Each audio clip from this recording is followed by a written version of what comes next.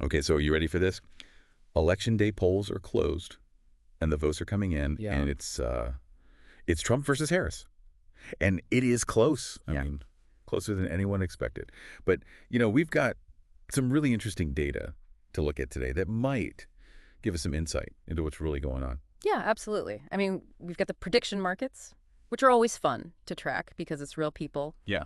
putting their money where their mouth is. And then we've got an analysis from NBC News Huh? from before the election, breaking down all the major polling trends. So let's start with that prediction market data because, Yeah.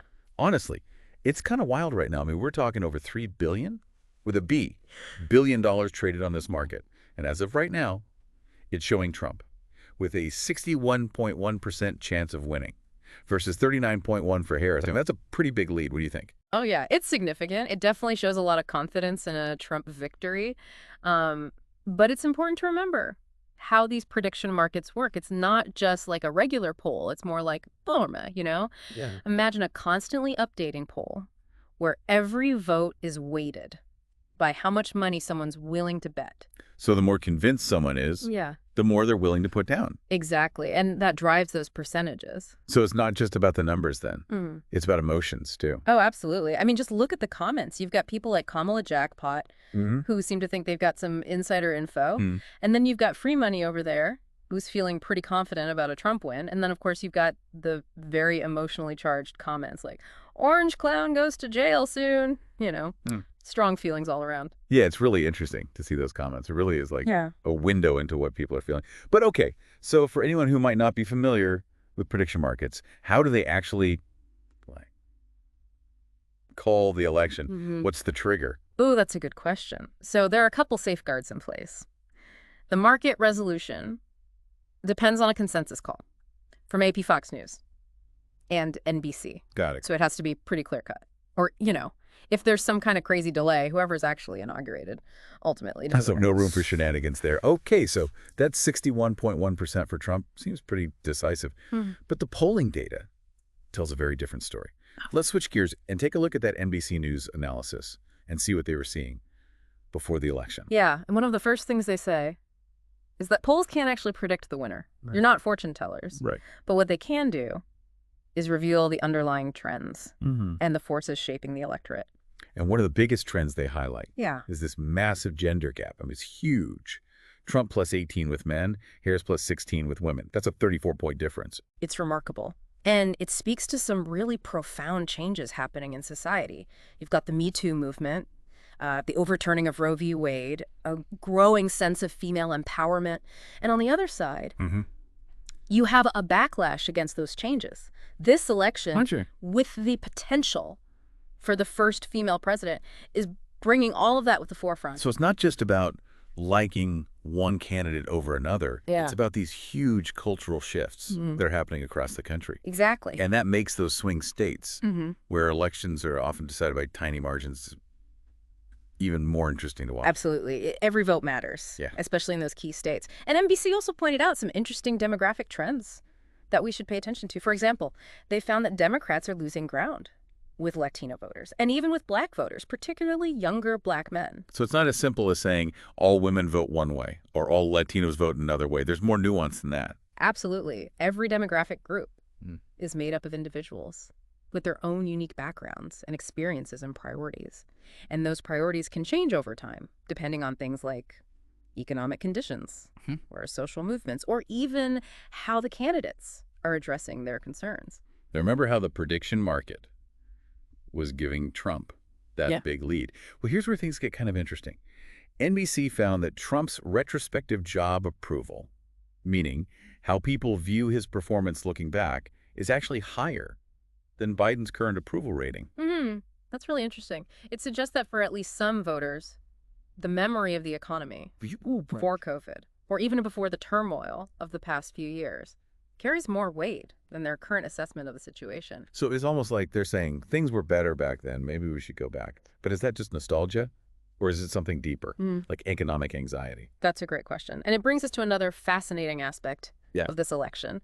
Both Trump and Harris are trying to position themselves as the change candidate. I was just thinking that. It's kind of a paradox for both of them, right? How can you be the candidate of change when you've already been president, Oh, when you're seen as an extension of the current administration? it's tricky. They're both trying to tap into this desire for something different, something better, but from very different angles. Exactly. And NBC's polling found that while voters slightly favor Harris as representing change, there's also a significant number who are worried about her, simply continuing Biden's policies. Meanwhile, fewer voters seem concerned about Trump repeating his own presidency. That is interesting. So are voters saying they want change, but maybe not too much change? Or are they just not sure what either candidate's version of change would actually look like? It's a complicated mix of hope and anxiety, and maybe even a bit of wishful thinking, but also highlights how both candidates are trying to walk this fine line. Appealing to that desire for something new while also offering a sense of familiarity. Exactly. So which issues are really driving voters to the polls? Well, according to NBC, abortion is a top motivator, and on that issue, Harris has a clear advantage. On the other hand, Trump's strongest issue is border control and immigration, which continues to resonate with a lot of voters. So we've got this really fascinating puzzle emerging.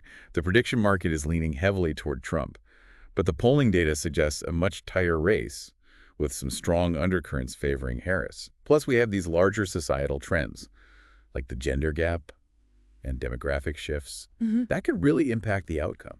It's a lot to think about. Yeah, it really is a fascinating puzzle, isn't it? And that's what we're here to do, try to make sense of all this information and help you see the bigger picture. Because like we've said, neither the prediction market nor the polls are perfect predictors. Right, it's not like we can just pick one and ignore the other. Exactly. Markets can be influenced by all kinds of things, speculation, herd mentality, maybe even some folks trying to manipulate the odds. And polls, well, we've seen in recent elections that they don't always get it right either. They can miss those last-minute shifts in voter sentiment or maybe not fully capture the nuances within different groups. So how do we reconcile these two sources of information? If we can't take them at face value, how do we make sense of this gap between the market's confidence in Trump and the polling data suggesting a much closer race? Well, it's helpful to think about what each source represents. The market at its core is a reflection of collective belief. It's thousands of individuals, each with their own interpretation of the news, the polls, and maybe even their gut feeling, putting their money where their mouth is. Like a giant real-time mood ring for the nation, fueled by both cold, hard calculations and a whole lot of emotion. Exactly. And those emotions can be influenced by all sorts of things, personal biases, reactions to events, even those colorful comments we saw in the market feed. Remember, we're talking about real people making these bets, and they're bringing all their hopes, anxieties, and even their personal baggage to the table. So while that 61.1% for Trump might seem counterintuitive given some of the polling data, it's important to remember that it's not necessarily based on pure rationality or a deep dive into every poll and statistic. Right. It's more about capturing the prevailing mood, the collective sense of where things are headed. You might call it the wisdom of the crowd, or maybe the frenzy of the crowd, depending on how you view it. Okay, so the market is giving us the emotional temperature, but the polls offer a more structured, systematic way to look at the electorate. Exactly. Polls allow us to break down the voting population into different segments. We can see how men versus women are leaning, how different age groups are feeling, the regional variations, the issues people care about most. It gives us a much more granular view of the forces at play. And that granular view can reveal trends that might not be so obvious just from looking at the overall market prediction. Like those demographic shifts we discussed, the Democrats losing ground with some Latino and Black voters. The polls can highlight those nuances in a way the market with its focus on the big picture outcome might miss. Exactly. It's like having a microscope and a telescope. Both are valuable tools, but they show us different things. The market gives us a broad sense of the overall direction, while the polls allow us to zoom in and see the individual cells, the building blocks of that larger trend. So it's not about picking a winner between the market and the polls. Yeah. It's about using both to get a more complete picture. It's about being a bit of a detective, examining clues from multiple sources, weighing the different perspectives, and then using that information to form your own judgment. And crucially, being open to changing that judgment as new information comes in, as the vote counts get updated, and as the story of this election unfolds. Because as we know, this is a live event and things can shift quickly. But let's turn our attention back to the candidates themselves for a moment. Yeah. How have Trump and Harris navigated this incredibly complex electoral landscape with all its contradictory signals and conflicting currents? Well, as we mentioned, both of them are grappling with this challenge of trying to be the change candidate despite their history. For Trump, it's about reconciling his past presidency, both the achievements his supporters point to and the controversies that turned off many voters. And for Harris, it's about overcoming the perception that she's just an extension of the Biden administration, carrying both its baggage and its successes. And NBC's analysis really hit the nail on the head when they pointed out that while Harris might have a slight edge in terms of representing change, there's also this underlying worry among some voters about her simply continuing down the path set by Biden. So it's like voters are yearning for something new, something different, but they're also a little hesitant, a little afraid of what that change might bring. It's fascinating tension, wouldn't you say? Absolutely. It's that classic push and pull between the desire for progress and the fear of the unknown. Yeah. And both candidates have had to walk a tightrope, appealing to voters' desire for change while also offering a sense of stability and familiarity. For Trump, that's meant leaning heavily on nostalgia, on promising a return to the perceived economic good times of his pre-COVID years. He's tapping into that longing for a simpler time, a time before all the upheaval and division of recent years. And he's also expertly playing to a sense of cultural anxiety that runs deep in segments of the electorate. He's positioning himself as a defender of traditional values, a bulwark against what he paints as a radical progressive agenda that threatens the fabric of American society. Whether you agree with that framing or not, it's a powerful message that resonates with a lot of voters. Harris, on the other hand, is emphasizing her commitment to social justice and equality. She's presenting herself as a champion for those who've been marginalized, a voice for those who feel left behind, and a leader who can guide the country towards a more inclusive future. And she's also trying to distance herself subtly but strategically from some of the less popular aspects of the Biden administration, while still highlighting the progress made on issues like climate change and healthcare. It's a delicate balancing act, trying to appeal to both the progressive base and those more moderate voters who might be looking for a change but aren't ready for a complete overhaul. So in a way, both candidates are offering their own version of change. Trump's is a change back to a perceived past greatness, a restoration of order and traditional values, a return to what some might see as a more familiar, comfortable America. And Harris's is a change towards a more progressive, inclusive future, a break from the status quo, and an embrace of new ideas and solutions to address the challenges of the 21st century. And ultimately, this election boils down to which of these narratives resonates more powerfully with voters? Which vision of change, which version of the future do they believe in? Which America do they want to see in the years ahead? It's a question that will be answered as the votes are counted and the winner is declared. But even beyond the final result, the themes we've discussed today, the gender gap, the demographic, shifts this battle over the meaning of change. These are not just fleeting campaign issues. They are fundamental forces that are reshaping the electorate and redefining the contours of American politics. They're the undercurrents that will continue to shape the nation's course long after the confetti has settled and the inaugural speeches have been delivered. It's crazy to think about how close this race is. It really shows you just how powerful these forces are shaping the electorate. It's not just about looking at numbers or obsessing over polls. No, not at all. It really comes down to people, their hopes, their fears, their dreams for the future, their anxieties about what might be lost. It's about those deeply held beliefs and values that shape how we see the world and the choices we make. Yeah, you're right. It's about the human stories behind the numbers. So as we wrap up this deep dive, we've looked at the predictions of the market, the insights from the polls. But we've also tried to understand the human side of things, the narratives, the emotions, and the big questions hanging over this election. What's standing out to you as we wait for those final results?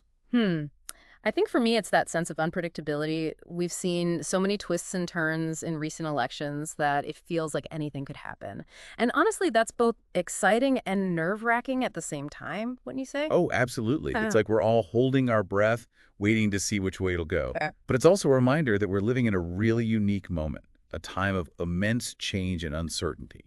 And this election, no matter who wins, is going to have a huge impact on the years to come. Yeah, I completely agree. It's a choice between two completely different visions for America's future. You have that desire for a return to what some see as a better past, a time of greater economic prosperity and stability. That's what Trump represents. And then you have the hope for a more progressive, more inclusive future. A future where social justice and equality are at the forefront. And that's what Harris is all about. Exactly. And as those votes are counted, we're all left wondering which vision will win out in the end, which story will capture the hearts and minds of America. It's a question that's going to have us all glued to the news, constantly checking for updates and trying to make sense of it all. This one is going to be close, folks, and I can't wait to see what happens. Me neither. But as we watch the results come in, I encourage everyone to keep an open mind, to challenge their own assumptions, and really consider all the different perspectives at play here. Because this isn't just about choosing a president, it's about choosing the kind of future we want to build together. That's a great point. So as this historic night unfolds, ask yourself, what outcome do you think is most likely, and why? What factors are most important to you as you consider the candidates and their visions for the country? These are important questions to think about, even amidst the excitement of election night. Because trying to understand the forces at play, grasping the weight of these choices, that's how we make sense of this crazy world we live in. Couldn't have said it better myself. Well, we'll be here watching right alongside you, analyzing those results and trying to figure it all out. Thanks for joining us on this deep dive.